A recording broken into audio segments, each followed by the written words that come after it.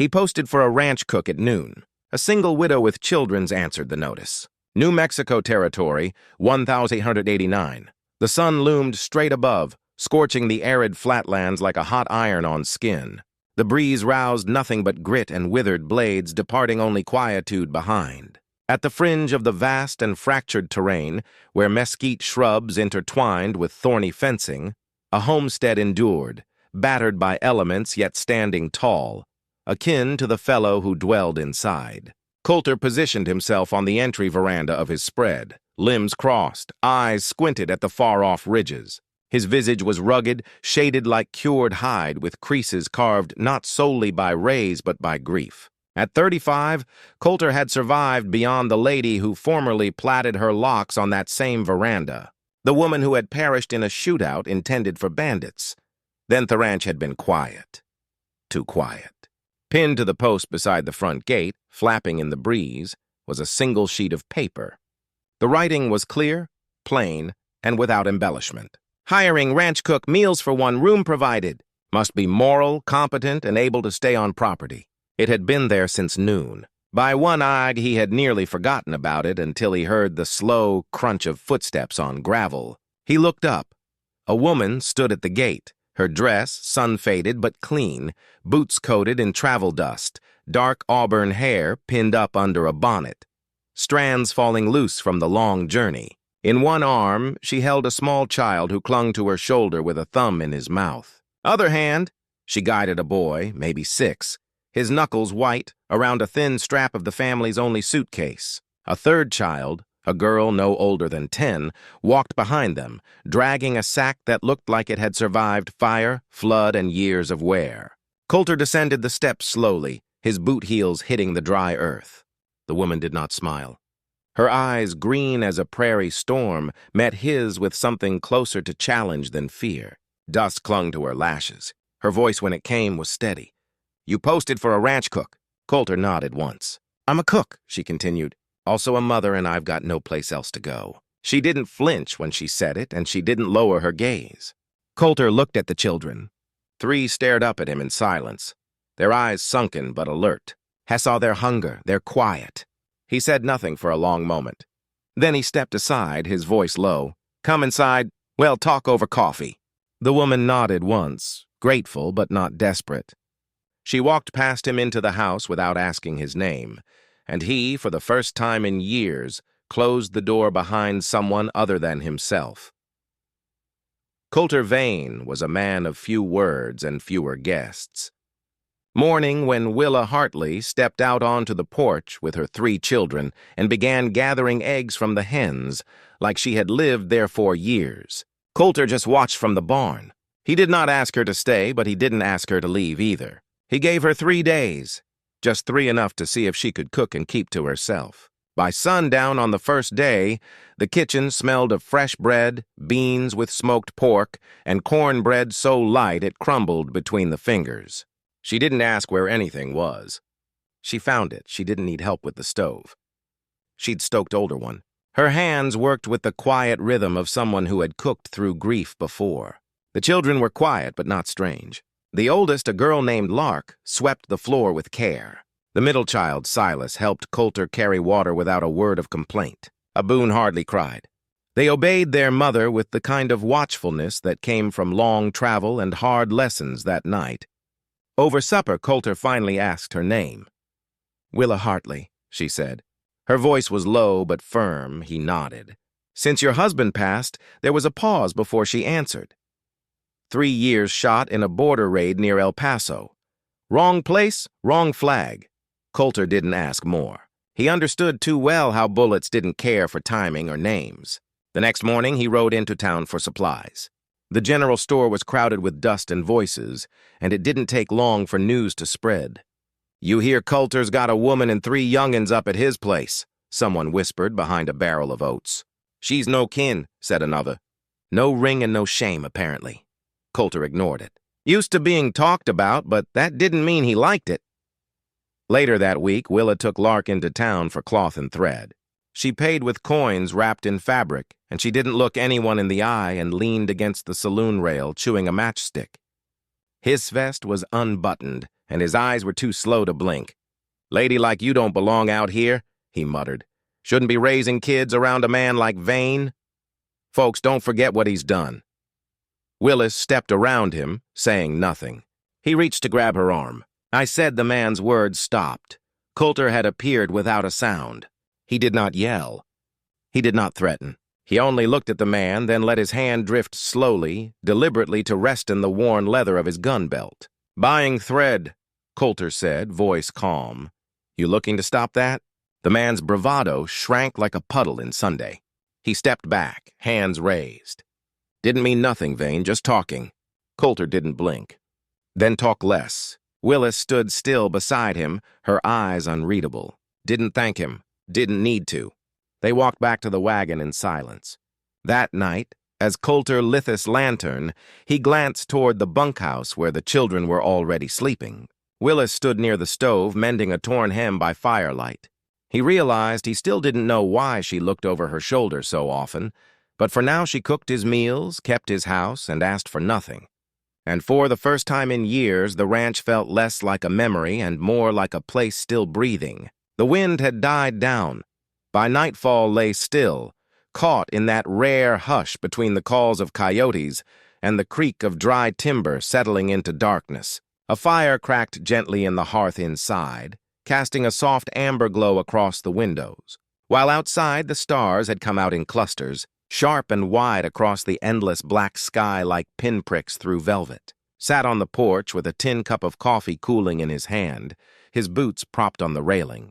His body still ached from the day's labor, from years of holding too much in, but in that moment, the ache was more background than burden.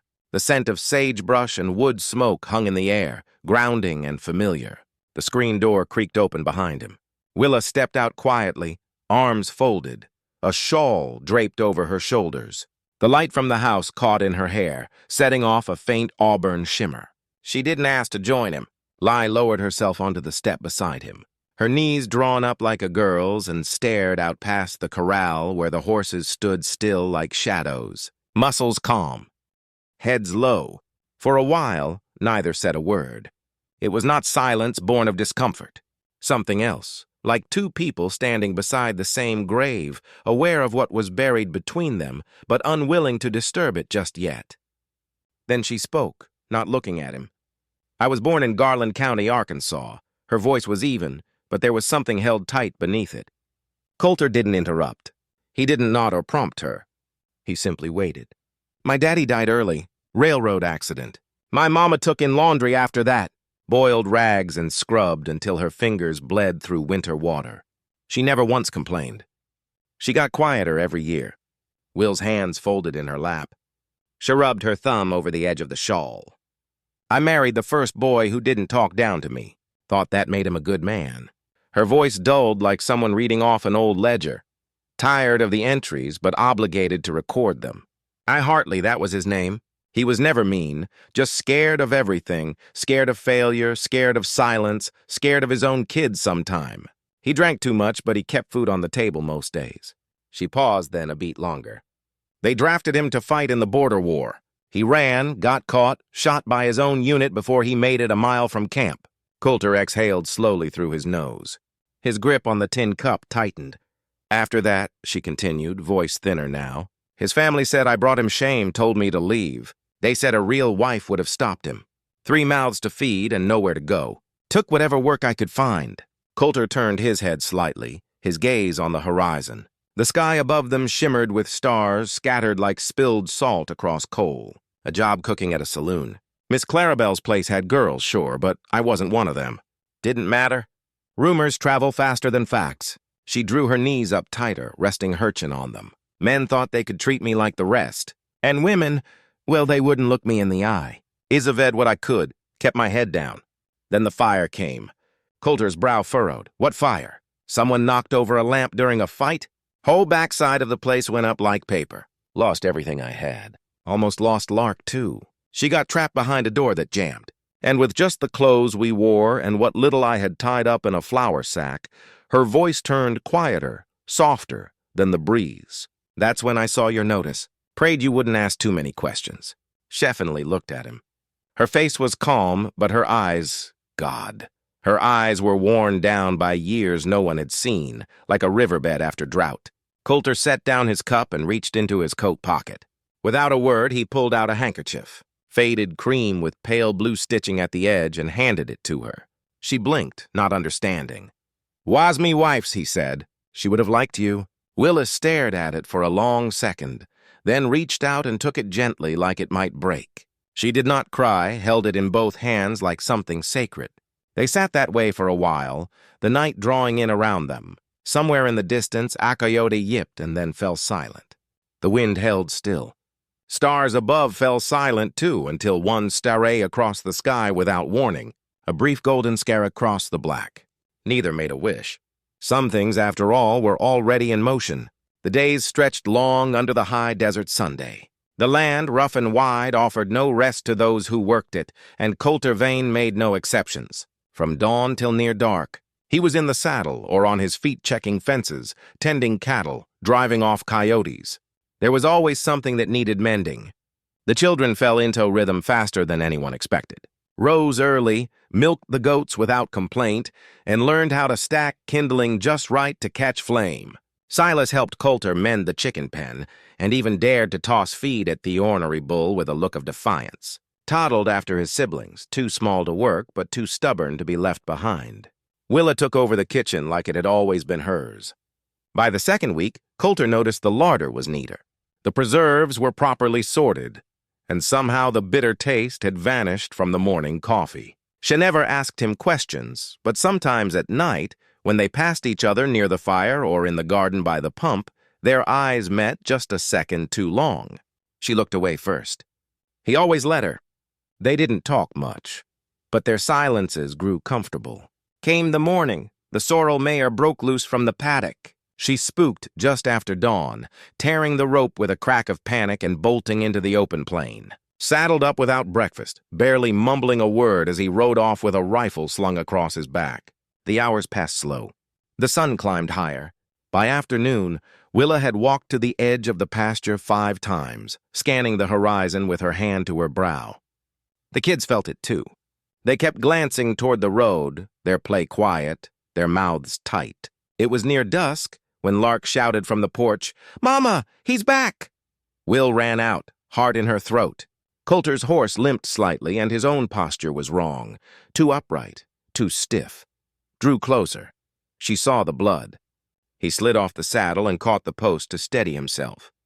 "Took one in the side," he muttered. Bastards were waiting near the canyon ridge. "Thought I was alone." Willa caught his arm. "Bleeding through your shirt." "Not deep," he said through gritted teeth. "Just a graze." It wasn't a graze. "Inside?" She cleared the kitchen table and helped him lower himself onto it. The children stayed silent in the next room, listening. Willa cut through his shirt with her sewing scissors, exposing a long, angry gash just beneath his ribs. The bullet had torn skin and muscle, but missed the bone. Still, it bled steady, dark, and thick. Her hands trembled as she poured whiskey over the wound. Coulter didn't flinch, but his jaw tightened. "You don't have to be still," she whispered. Threaded the needle with practiced fingers, but the first stitch skipped. She tried again. He saw her hands shake. "You done this before?" "No," she admitted, her voice raw. "But I watched it done once." Coulter looked at her, biting her lip, brow furrowed, trying not to cry. So he spoke soft and steady. "You're doing fine." She blinked fast, nodded once, then she stitched. 12 passes, each one slow. Her fingers brushed his bare skin, warm and sweat-slicked. And each time he resisted the urge to wayuse, not because it didn't hurt, but because he didn't want her to stop. When she tied off the final thread, her breath hitched. He looked at her, not in pain, but in wonder. She wiped the blood from his side, then paused, her hands still on him. "You could have died," she said softly. Coulter's eyes held hers today. She looked down, her hand still resting over the fresh bandage. "I'm sorry I wasn't better prepared," he shook his head. "You were right where I needed you." For a long second, neither moved, stood, wiped her hands, and stepped back. The space between them returned, but it was no longer empty. The storm rolled in fast, too fast for comfort. The sky went from gold to steel in minutes, and the first crack of thunder split the evening just as Coulter was finishing the last fence check. He urged his horse back to the barn as the wind kicked up dust in thick spinning gusts. Rain followed hard behind, pelting the earth in heavy sheets. Willa had already ushered the children inside when Coulter made it to the porch. She opened the door just as he stepped up. "Mean," she said. Her voice was calm, but her eyes flicked toward the horizon like something's trying to rip the sky in half. "It might," Coulter replied. "I need to check the livestock. Sizzle panic if the wind hits from the west." He didn't wait for argument, just grabbed his coat and turned toward the barn. The rain had turned the ground slick by the time he reached the paddock. Lightning split the sky again, and the horses were already kicking and rearing inside the barn, nostrils wide, eyes wild. He stepped inside just as the wind slammed the door shut behind him. A crack echoed above. The old beams, the ones he had meant to replace next month, groaned like something alive. And then he heard it, a cry. "Hi, small terrified Silas," he called out. A flash of lightning lit up the far stall, and there, huddled behind a half-collapsed trough, was the boy soaked through, shaking, his tiny hands covering his head. Coulter's chest seized, plunged forward, dodging a spooked mare, shoving through falling hay and loose boards. The ceiling above creaked again, a high screaming sound like something tearing loose from the heavens. He didn't hesitate. He threw himself over the boy just as the beam came down. The crack was loud, pain instant. The wood slammed against Coulter's shoulder, pinning him halfway to the ground. He could feel the snap. Not a breakthrough, but deep enough to burn like fire. Still, he kept his arms locked around Silas. "You all right?" he whispered through gritted teeth. The boy was crying, but he nodded, shifted, pushing the beam with his free arm. It took 3 tries, teeth clenched hard before it gave just enough for him to drag them both free. Time he stumbled from the barn. Willow was running toward them barefoot through the mud, rain soaking her to the skin. She fell to her knees in front of them. Silas, oh God. She scooped the boy into her arms. He clung to her, sobbing. She looked up at Coulter. He was pale, lips drawn tight, cradling his arm. "You're hurt." He shrugged with one shoulder, eyes already dimming. "Nothing I haven't earned." She reached up, touched his cheek, her hand trembling. "You didn't have to go in there." He looked down at Silas, then back at her. "Yes, I did." Word traveled fast. Warning, the storm had passed, but half the town had heard what Coulter Vane had done. Some came by the ranch under the guise of checking fences or offering new lumber, but their eyes all strayed to the boy and to the man in the sling. Woman, the preacher's wife, whispered to another outside the general store. "That child could have died." "He's not even his blood." The other woman nodded, eyes glassy. "No." But Coulter held him like he was. For the first time in a long while, the gossip quieted, and in its place something else began to take root. The days that followed were quieter, not because there was less to do, but because something had shifted between them. After the storm, after the barn, after Coulter had carried Silas out with a broken shoulder and a clenched jaw, the silence no longer held distance. Something else. Coulter moved slower now, his arm bound in a sling, the pain waking him in the night and keeping him at the edge of sleep. Will took over most of the chores without asking. Fusor hover, but he could feel her presence in everything, from the way the tools were laid out on the bench to the warm towel folded on the porch railing each morning. One evening, as the last light dipped behind the hills, Coulter sat near the fire and began to speak, not out of obligation, but because the quiet between them had earned the truth. "My wife's name was May." His voice was low, rough. Will looked up from her stitching but said nothing. She had a stubborn streak. Used to argue with me about fence posts and feed schedules like she ran the place. He smiled faintly. This she did. Willa set her needle down. We didn't get to have kids. Tried for years. Lost 2. After the last one, she just got quiet. He stared into the flames. Think that's why she stood in the doorway that night when the shooting started. Like she didn't care anymore what happened to her. Like maybe part of her already. He didn't finish. Will arose, walked into the kitchen, and returned a few minutes later carrying a pie dish still warm. The scent of cinnamon and roasted squash wafting into the room. Pumpkin pie.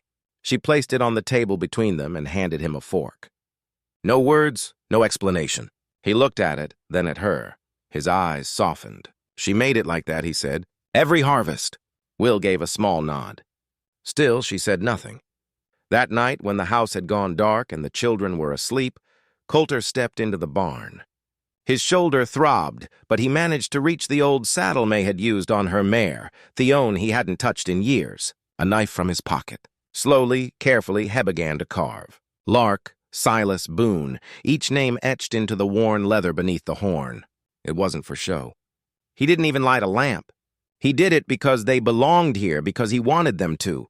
The next morning, Willa came to the barn to fetch a pail. She saw the saddle, saw the names. She didn't call out to him, didn't touch the leather or ask why. But as she turned away, she pressed the back of her hand to her cheek just once and wiped away the tears that had already begun to fall.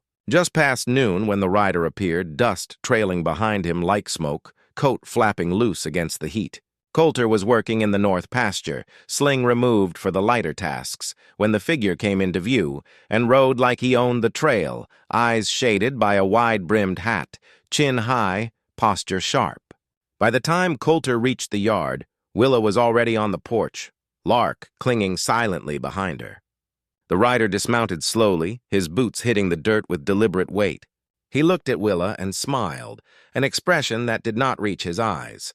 "Well, I'll be," he said. "Didn't expect you'd land on your feet so fast, darling." Will's face drained of color. Evan. Her voice was barely above a whisper. Coulter stepped between them. "You know this man?" She didn't answer, tipped his hat.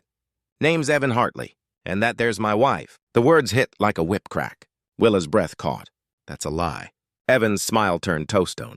"We never signed no papers, no annulment, no declaration of death.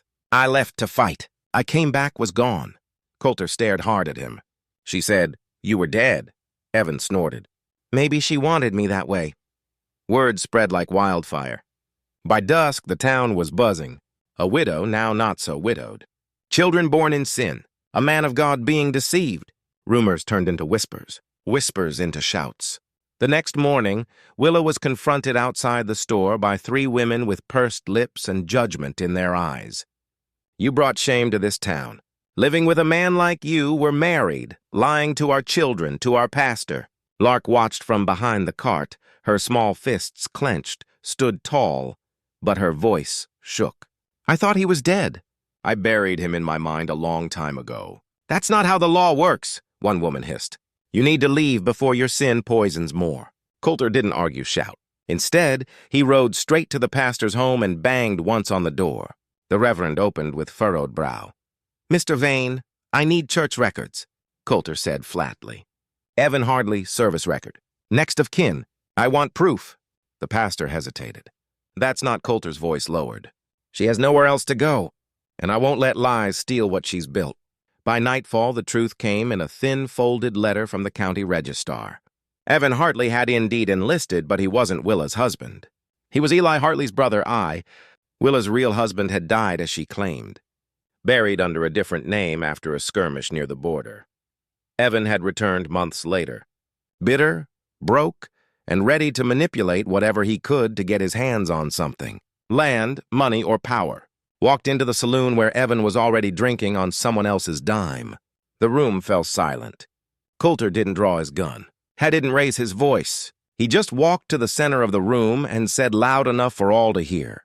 "You lied to this town. You called a mother you called a widow, a wife, and you'll get in your horse now or I'll put you under it." Evan laughed once until he saw Coulter's hand resting near the buckle of his belt. He left. No one stopped him.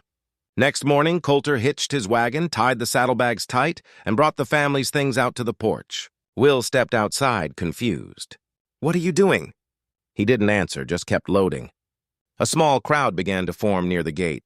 Townsfolk with uncertain expressions. Alter turned to face them. He wasn't angry, just tired and full of something deeper. "You made it clear," he said. "You don't want them here, and I don't keep what the land don't welcome." He walked to Willa, met her gaze. "But if they leave, I leave with them." The wind stirred. No one spoke, and that silence was the beginning of something else entirely. The days after Evan Hartley's departure passed with the quiet weight of reckoning. No more accusations came. No more whispers trailed behind Willa in the market. The storm had spent itself, and what remained was something softer. Began stopping by, not with judgment, but with pies, tools, sacks of seed. Someone mended the church bench willow used on Sundays. A widow down the lane offered to watch the children while she worked. Silas cut his hand on a rusty nail. The blacksmith's wife brought over bandages and stayed until nightfall. They had seen what Coulter had done for a boy, not his blood. They had seen how Willa stood tall while being shamed. How her children spoke gently and worked harder than most grown men. It didn't erase the past, but it changed something in the marrow of the town. One evening, as the sky bled orange and gold, Coulter walked out to the garden where Willa was pulling carrots. He watched her for a long moment before speaking. Ben thinking, she looked up, brushing dirt from her palms. About what? He swallowed, his voice rough. About offering you something more? Her eyes searched his. You've already given us everything. He shook his head. Not everything. He took a slow breath.